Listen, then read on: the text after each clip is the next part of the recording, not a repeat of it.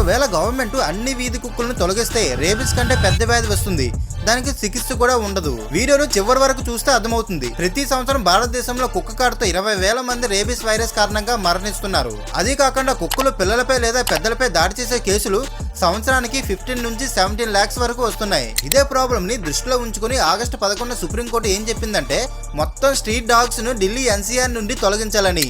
కానీ August 22 order ని modify చేసి కోర్టు ఏం చెప్పిందంటే కుక్కలకు వ్యాక్సిన్ వేసి వాటి ఏరియాలో తిరిగి వదిలేయాలని. ఇలా ఎందుకు మార్చారంటే ఫ్రాన్స్, యూరోప్లో కూడా ఇటువంటి ప్రాబ్లం వచ్చింది. అక్కడ ప్రభుత్వాలు కూడా అన్ని కుక్కలను తొలగించాయి. దాంతో ఏమేమి తెలుసా, కుక్కలు లేకపోవడంతో ఎలుకలు, రోడెంట్ సంఖ్య భయంకరంగా పెరిగిపోయింది. దాంతో ప్లేగ్ అనే ప్రమాదకరమైన వ్యాధి వ్యాపించింది. ప్లేగ్ అంటే రేబిస్ కంటే చాలా ప్రమాదకరమైనది. ప్లేగ్ వచ్చిన మనిషి 24 గంటల్లో చనిపోతాడు, కానీ రేబిస్ లో 30 నుండి 50 రోజులు పడుతుంది సిమ్టమ్స్ రావడానికి. ఇవన్నీ గమనించిన సుప్రీంకోర్టు ఇలా చెప్పింది, ప్రమాదకరమైన కుక్కలను షెల్టర్ హోమ్ లో ఉంచాలి, మిగతా కుక్కలకు వ్యాక్సిన్ వేయించి వాటిని ఏరియాలో వదలాలి. ఎందుకంటే రేబిస్ అన్న కుక్కలు మనుషుల మధ్యలో ఉండడం సేఫ్ కాదు, కానీ పూర్తిగా తొలగిస్తే దానికంటే పెద్ద ప్రమాదం వస్తుంది.